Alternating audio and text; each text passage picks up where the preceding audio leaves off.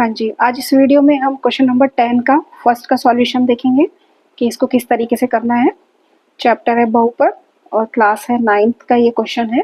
ठीक है, तो देखिए इसका फर्स्ट क्वेश्चन हम अभी करेंगे और दूसरा क्वेश्चन हम दूसरे वीडियो में करेंगे। ठीक है, तो पहला देखिए, पहला क्वेश्चन है आपके पास 27y की घात 3 125 जेड की घात 3। ठीक है, क्वेश्चन में आपसे पूछा है कि निम्नलिखित गुणनखंड कीजिए, निम्नलिखित के गुणनखंड कीजिए, आपको इसके गुणनखंड निकालने हैं।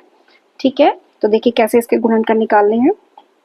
देखिए सबसे पहले आप इसका बीजीय व्यंजक का एक पर ध्यान दीजिए, तो आपका क्या होगा कि आप ध्यान देंगे कि इसमें घात 3 वाली टर्म है। ठीक है, पद जो है इसके तीन वाले हैं, तो आपको पता है इसमें सर्वसमीका जो 3 घात की सर्वसमीका है उसको हम यूज करेंगे। ठीक है, ये 3 घात की आपकी सर्वसमीका, इसमें 7th और 6th दे रखी है जो कि हमें यूज करनी है। ठीक है, ये आपको हमेशा ध्यान रखना है, एक बार देख लेना है कि कौन सी सर्वसमीका इसमें यूज करनी है।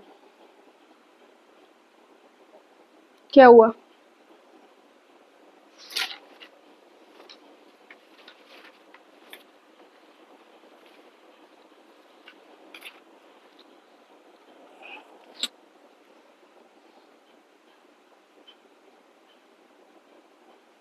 हाँ जी, देखिए अब देखिए सबसे पहले मैं क्या करती हूँ, 27 को मैं लिख देती हूँ, ये 27 है आपका। 27 को मैं लिखूंगी 3 की घात 3। देखिए 3 को 3 बार मल्टीप्लाई करेंगे तो 27 आएगा। ठीक है, एक बार देख लीजिए, फिर मैं आपको बताऊंगी कि ऐसा मैं क्यों कर रही हूँ। तो 125 को हम लिखेंगे 5 की घात 3। देखिए 5 को 3 बार मल्टीप्लाई करेंगे तो 125 आएगा। ठीक है, लिखने पर। ठीक है, अब देखिए 27 को मैं लिखूंगी 3 की घात 3 y की घात 3। 125 को मैं लिखूंगी 5 की घात 3 और z की घात 3। ठीक है, अब देखिए जैसे x की घात m और y की घात n होता है।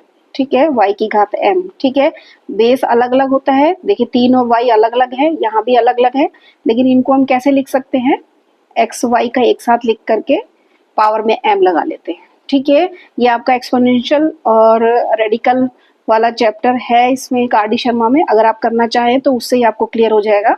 उसमें कुछ एक्सरसाइज दिए हैं, आप करेंगे तो उसमें इस तरीके का जो है फॉर्मेट वो बहुत सारे दे रखे हैं, तो आप वहां जाके क्लियर कर सकते हैं। ठीक है, तो देखिए अब क्या होगा, इसको मैं क्या करूंगी, इस फॉर्म में लिख दूंगी। तो देखिए 3y को यहाँ लिखूंगी एक साथ और होल की पावर 3 लगा दूंगी। देखिए जैसे मैंने एक्स वाई को एक साथ लिख दिया है और जो इसकी पावर एक जैसी है उसको एक जगह लिख दिया। तो यदि आपको इस तरीके से दिया हो तो आप इस तरीके से लिख सकते हैं, और इस तरीके से दिया हो तो आपको इसको इस तरीके से लिख सकते हैं। तो यहाँ क्या है, मुझे इस तरीके से दे रखा है तो मैंने इसको इस तरीके से लिख दिया है। ठीक है, वीडियो थोड़ा सा बड़ा होगा लेकिन थोड़ा ध्यान से देखिएगा। ठीक है, देखिए मैंने लगा दिया है। अब हम क्या करेंगे कि सर्वसमीका यूज करेंगे इसमें। देखिए सर्वसमीका कौन सी सर्वसमीका है आपकी, जो कि 3 की घात में है, x प्लस वाई का होल की घात 3 होता है, x की घात 3 y की घात 3 प्लस 3xy और x प्लस वाई। ठीक है, ये आपकी सर्वसमीका होती है। तो इसमें क्या करना है आपको कि x की जगह 3y लिखना है और y की जगह आपको 5z लिखना है। ठीक है, 5z आपको लिखना है जैसे इसमें दे रखा है। भाई x की जगह ये लिख लीजिए, y की जगह ये लिख लीजिए। ठीक है, लिखने पर। ठीक है, अब देखिए इस समीकरण में मैं x की जगह 3y लिखूंगी और y की जगह मैं लिख दूंगी 5z। ठीक है, तो 3y प्लस 5z की होल की पावर 3, x की जगह मुझे लिखना है 3y, y की जगह लिखना है 5z होल की घात 3, 3y 5z और x की जगह लिखना है हमें 3y प्लस 5z।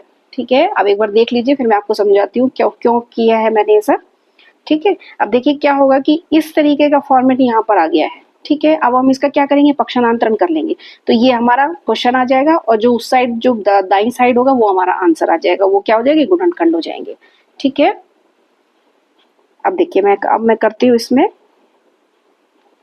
पक्षांतरण कर देती हूँ। पक्षांतरण करने पर ये देखिए, ये एक साइड सिर्फ मैं ये रखूंगी और इसको क्या होगा, दूसरी साइड चेंज कर लूंगी, ठीक है, पक्षांतरण कर लूंगी, ठीक है। तो ये हमारे पास, पहले मैं ये लिखूंगी 3y की घात 3, 5z की घात 3, ये दूसरी जगह ये ऐसे कैसा आएगा, और ये हो जाएगा ट्रांसफर। तो ये प्लस का है तो माइनस का हो जाएगा, माइनस का 3 ब्रैकेट में 3y, फिर ब्रैकेट में गुणा में 5z और 3y प्लस 5z, ठीक है। इस तरीके से मैंने लिख लिया है इसको। अब देखिए आगे स्टेप में, अब इसको खाली इस साइड को हम सरल कर लेंगे, ठीक है। तो देखिए कैसे सरल करना है, ये हमारा क्वेश्चन आ गया, यहाँ हम सरल करेंगे तो ये क्या होंगे, इसके गुणनखंड आ जाएंगे, ठीक है। 3y की घात 3, 5z की घात 3, ये 3 है घात का, इधर से हमने ट्रांसफर किया था, ठीक है। अब देखिए इन दोनों स्टेप में मैं क्या करूंगी, एक 3y प्लस 5z जो होगा वो कॉमन निकाल लूंगी, ठीक है। तो 3y प्लस 5z एक मैंने कॉमन निकाल लिया, उभयनिष्ठ निकाल लिया, तो ये पूरा एक बाहर आ गया, तो ये अंदर क्या बचेगा, घात इसकी क्या बचेगी 2, एक मैंने बाहर निकाल लिया है, ठीक है। और यहाँ से ये पूरा बाहर एक आ गया और ये बचेगा सिर्फ, ठीक है। तो ये होगा आपका 3 ब्रैकेट में 3y और 5z, ठीक है। अब आगे देखिए, इस क्वेश्चन को मैं बार बार नहीं लिखूंगी, इसी स्टेप से चलूंगी, क्योंकि एक तो आपका वीडियो वैसे ही बहुत लंबा हो जाएगा, ये क्वेश्चन थोड़ा सा लंबा है, ठीक है। अब देखिए इसको मैं क्या करूंगी, एक आइडेंटिटी से खोलूंगी। आइडेंटिटी आपको पिछले साल आपने पढ़ी थी, ए बी का स्क्वायर क्या होता है, ये एक सर्वसमीका है, ए प्लस बी का होल स्क्वायर होता है A square plus B square plus 2ab, ठीक है। ये सर्वसमीका आपने पढ़ी होगी, नहीं ये नहीं पढ़ी है तो ध्यान रखिए, उपयोग करने पर इस सर्वसमीका का हम उपयोग करेंगे और इसको खोलेंगे। तो देखिए ए का जब ये इस तरीके का दे रखा है, ये वाला ये स्टेप पूरा इस तरीके से दे रखा है, तो इसको मैं खोल के इस तरीके से लिख दूंगी।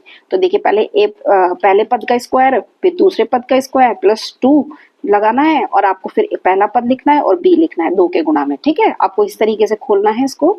तो देखिए 3y का स्क्वायर प्लस 5z का स्क्वायर प्लस 2 पहला पद और दूसरा पद, ठीक है। इस सर्वसमीका से मैंने इसको खोल लिया है, ठीक है। अच्छा, इसको सबको मैं गुणा करूंगी, तो ये आएगा मेरा 3 तिया 9 और 9 पंजे होता है 45, कितना, हाँ 45 होता है, और y और z, ठीक है।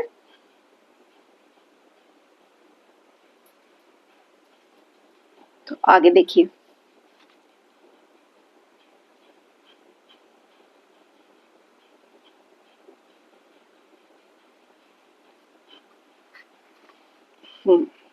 ठीक है। आगे देखिए मैं इस स्टेप को यहाँ से करती हूँ, तो ये आएगा 3y प्लस 5z,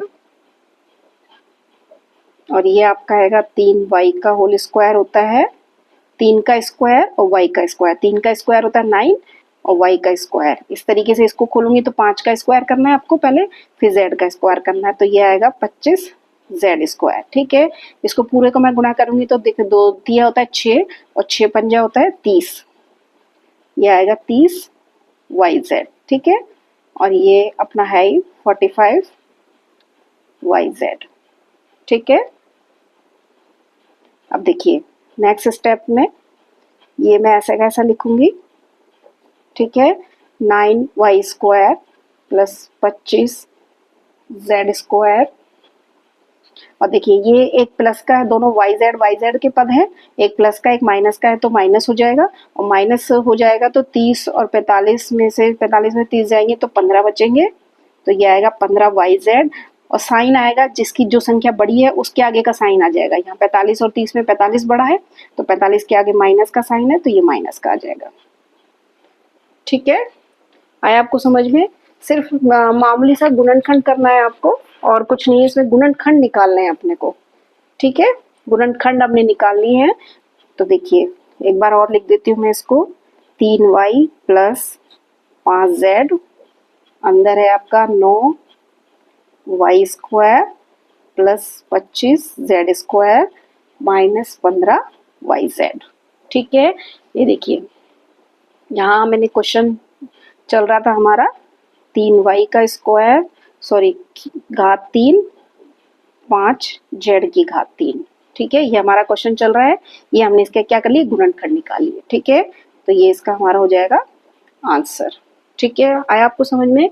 वीडियो थोड़ा बड़ा जरूर हो गया है, लेकिन थोड़ा सा समझना जरूरी है। जहाँ भी नहीं समझ में आया आपको, आप मुझे कमेंट करके बताइएगा कि मैम ये हमारे समझ में नहीं आया, तो मैं नेक्स्ट वीडियो में इसका जब नेक्स्ट क्वेश्चन करवाऊंगी तो आप मेरे से आपका जो डाउट है वो मैं इस क्वेश्चन में क्लियर कर दूंगी। ठीक है, ओके, थैंक यू।